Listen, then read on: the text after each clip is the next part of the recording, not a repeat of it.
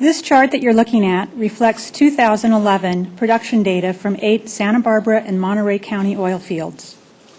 Oil fields with heavy oil and fractured shale similar to Huasna Valley.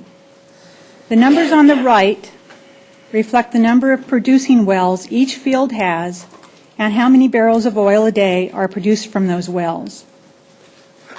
Now, if you would, look to the left.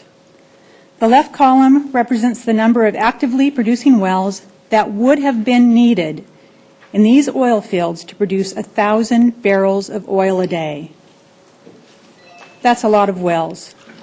It requires even more wells to be drilled to achieve this number of actively producing wells.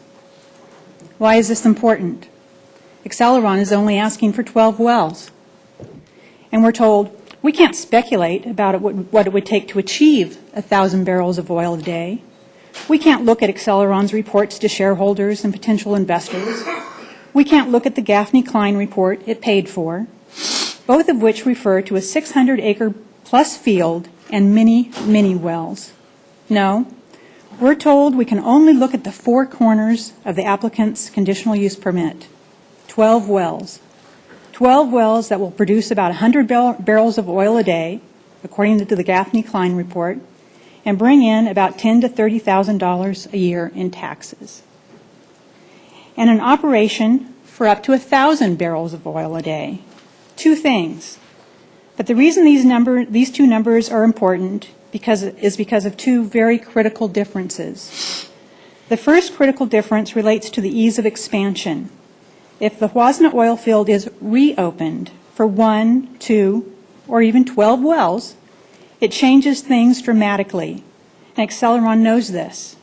If the oil field is reopened, the project can continue to be expanded through a minor use permit, not a conditional use permit, and the public input and environmental thresholds that process dictates, a minor use permit.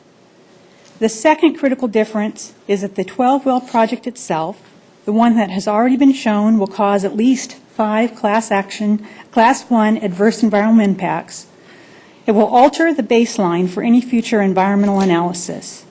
This means you will no longer be evaluating a dirty, toxic, noisy project against a pristine, quiet, scenic environment. The new environmental threshold will be based on the known and significant negative impacts of this project to air quality, noise, traffic, safety, water, and beauty. Excelaron's goal is not 12 wells and limited acreage. Excelaron's goal is to achieve 1,000 barrels of oil a day. The column on the left, those figures in the vast oil fields they represent is Excelaron's goal. Thank you, Ms. Hanson.